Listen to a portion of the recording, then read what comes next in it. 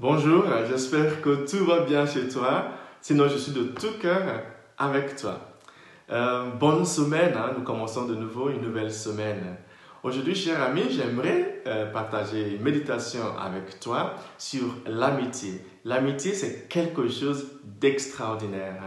La Bible nous dit ce matin dans l'évangile selon Saint Luc, chapitre 5, de verset 17 à 26, que Jésus a guéri un homme paralysé et il a dit que la foule a vu des choses extraordinaires. Des gens ont commencé à dire, nous avons vu des choses extraordinaires.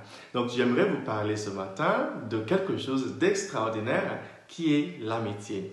D'une part, ces choses vont te permettre de savoir qui est vraiment ton ami, mais aussi et surtout quel type d'ami toi tu devrais être pour tes amis. Alors, regardons ce texte. Ce qui s'est passé, c'est qu'il y avait un homme paralysé. Et Luc nous raconte que Jésus était dans une maison. Il était entouré d'une grande foule. Il était entouré d'une grande foule, des docteurs de la loi, des pharisiens, des scribes. Beaucoup de gens étaient autour de Jésus, mais c'était dans la plupart des ennemis de Jésus. Ce n'est pas parce que tu es entouré des gens que tu aurais des amis. Je suis désolé de te le dire, que parfois tu es entouré, mais tu es toujours dans la solitude. Un ami, c'est quelqu'un avec qui tu as une connexion. Ce n'est pas seulement quelqu'un qui est proche ou près de toi, c'est quelqu'un avec qui tu partages une relation sensée. Maintenant, en dehors de cette scène que Luc venait de nous décrire, il nous a dit, évidemment Jésus là était entouré, mais il n'avait pas d'amis parmi des gens qui étaient autour de lui. C'était ce que je voulais vous montrer en vous racontant ça.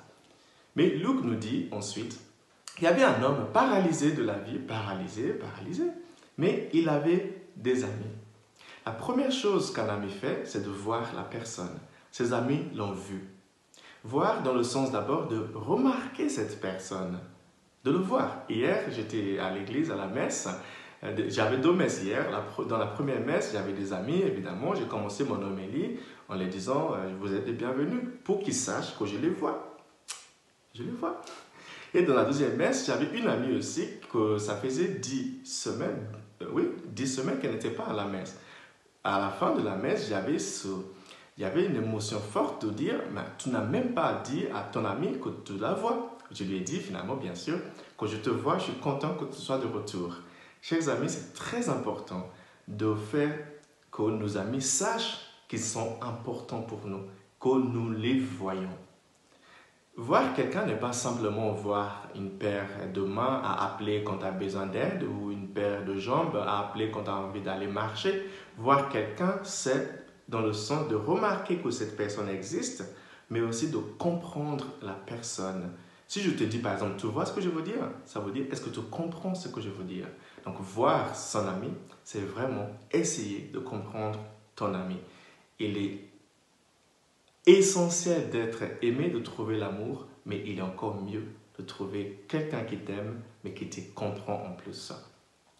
La deuxième chose que les amis de cet homme paralysé ont fait, c'est qu'ils l'ont porté. Un ami, c'est quelqu'un qui te porte. Un ami n'est pas seulement quelqu'un qui va sortir boire un verre avec toi, quelqu'un qui va t'aider, t'accompagner quand les choses vont bien. Un ami, c'est aussi quelqu'un qui serait là quand tu seras paralysé par la vie, qui sera là à tes côtés et si nécessaire, quelqu'un qui serait prêt à te porter. Donc pose-toi la question, avant de t'engager dans une amitié de court terme ou de long terme avec quelqu'un, si je suis paralysé demain, est-ce que cette personne me portera? Pour terminer, nous voyons que ces amis de cet homme paralysé l'ont emmené vers Jésus. Et Jésus l'a guéri. D'abord, Jésus lui a dit, tes péchés te sont pardonnés. Et ensuite, lève-toi, prends ton brancard et marche. Jésus l'a remis debout. Notre meilleur ami dans la vie, c'est Jésus. Si tu n'as jamais rencontré Jésus, si tu n'as pas une amitié avec Jésus, il est temps d'essayer.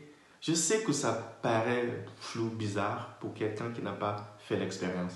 Mais je te promets avec tout ce que je représente d'essayer d'inviter Jésus dans ta vie comme un ami. Tu verras que ça changera tout. Quoi qu'il en soit, peu importe ce qui t'arrive, Jésus est capable de te remettre debout. Jésus te remarque, il te voit, il te comprend. il te portera si nécessaire. Et si nécessaire, il serait prêt à te remettre debout. C'est pour ça qu'il est le meilleur ami de toute histoire. En ce début de semaine, je te souhaite vraiment une belle semaine, que ta journée soit belle et que Dieu te bénisse. Le Père, le Fils et le Saint-Esprit. Amen.